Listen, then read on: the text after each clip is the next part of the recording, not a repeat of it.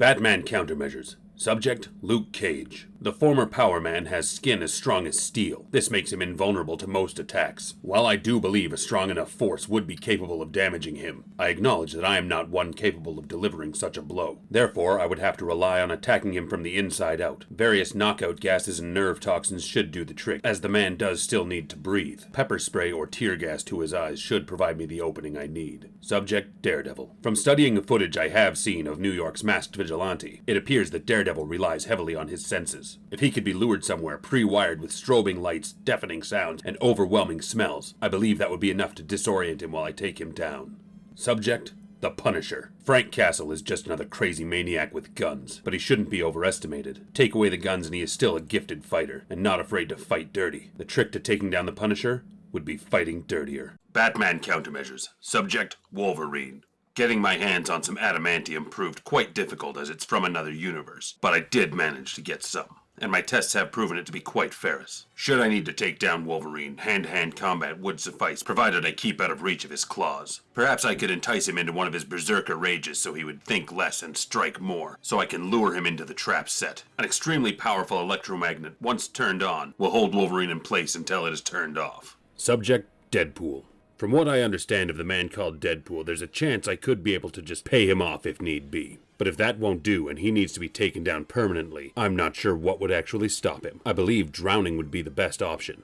It wouldn't kill him, but having him locked away, fully submerged in water, I can only imagine the personal hell he would be in, drowning moment after moment while his body revives him before he can actually die. Hopefully it doesn't come to that. Batman Countermeasures. Subject, Cyclops. If the X-Men were to turn evil and need to be taken out, I'd have to take Cyclops first. He's a brilliant tactician with his skills coming close to rivaling my own. As with any mutant subject, a mutant power restraint collar would work, but it's good to be thorough. Cyclops' optic blast is the main thing to worry about here. The ruby quartz lens he wears dissipates that blast safely into nothing. If I were to build myself a head-to-toe riot shield out of that same material, I could easily get close enough to take him down. Subject, Colossus. I believe a similar tactic against Wolverine would work, and that being the giant electromagnet. He would be forced to power down, in which case I could take him out. However, I have discovered that simply touching his organic steel with something called vibranium causes him to power down as well. For all the research I've found in vibranium, I would very much like to get my hands on some. However, it is proving to be more difficult to track down than adamantium. Subject, Jubilee. Jubilee suffers from dyscalculia, the learning disability in math. Not sure how I could use this against her, but come on, it's Jubilee. Addendum, Jubilee may or may not be a vampire. Bring holy water. Batman Countermeasures.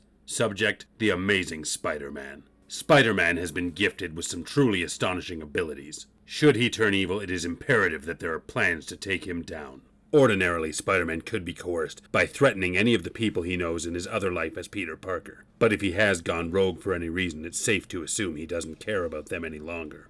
In a confrontation with the wall crawler, one of the first things I would need to do is take out his web shooters. A couple of accurately thrown batarangs should take them out of the equation, and if I am extremely fortunate, maybe he'll get caught up in his own webs, though I can't count on that. The next thing I need to account for is his spider sense. I understand that Iron Man had come up with a frequency to jam it. However, I am finding Tony Stark's files a little more difficult to hack into than I anticipated. With more time, I can get there. But until then, I still do need a plan. I would need to set the stage for our battleground and lure Spider-Man there. And there I would have miniguns pre-set up, loaded with rubber bullets and set to track Spider-Man.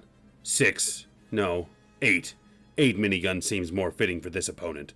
The barrage of rubber bullets coming from 8 different directions at the same time should be enough to disorient his spider sense, allowing me to get close. Something else I would need to do in this battle is to keep Spider-Man grounded. Fortunately, Horizon Labs' online security isn't as tight as Stark's. I have found the formula for a fluid that once applied and activated will create an instant frictionless surface that won't allow Spider-Man to stick to it. Ironically, Spider-Man once used it himself while battling Speed Demon of the Sinister Six. From this point on, I would just be dealing with his strength and speed, the equal of which I have faced before and come out on top. Though I do have various nerve gases and toxins at my disposal that can slow him down. While Spider-Man would be an incredibly challenging opponent, I am entirely certain that I can take him out. Batman Countermeasures. Subject, She-Hulk. Dealing with the She-Hulk's incredible level of strength is not something I'm unfamiliar with. That doesn't mean it will be easy. She has a fear of losing control like her cousin, the Hulk, If I were to use a nanite similar to the one I have planned for Wonder Woman, it could plant itself in her brain and have her believe that she became overwhelmed with rage and killed people in a Hulk-like rampage. I believe the fear and guilt over this would cause her to power down and become Jennifer Walters again, and that I can easily deal with. Subject: Hawkeye. Hawkeye is a master marksman. Stealth would be the key here in avoiding his arrows and impeccable eyesight. Smoke bombs and other distractions would allow me to stick to shadows until I get close enough to end the fight, incapacitate the arms, and the battle is over. Subject: Wonder Man. Simon Williams is incredibly powerful in his ionic form, but the trick with him is simple. An ionic disruption cannon would spread his particles into the atmosphere. He would take a while to reform himself, but that would buy me the time I need to find a more permanent solution. Batman Countermeasures. Subject: Gladiator. The one-time leader of the Imperial Guard, Gladiator's strength is based on his competence. If I engage him and manage to hold my own for a little while, which I can, then I let him know that I am a non-metahuman. He will start to question himself and his strength will fade. With every successful blow I land, the fight will get easier and easier until it's all over. Subject: Warstar. Warstar is actually two separate beings, Cecil and Beneath. In the past, it has been proven that if Beneath, the smaller of the two, is taken out, then Cecil will shut down. If I can utilize my own agility and maneuver Beneath into getting hit by one of Cecil's blows, that should take care of them both. Subject: Oracle. Oracle is the telepath of the Imperial Guard. In this universe, however, there is a metal that is known to block telepathic probings. If I could get my hands on some of that and line my cowl, it should take care of that problem. I have also trained myself and sanctified my mind off from telepathic attacks. Should she push herself and manage to get through those, she would find that my mind is not a nice place to be.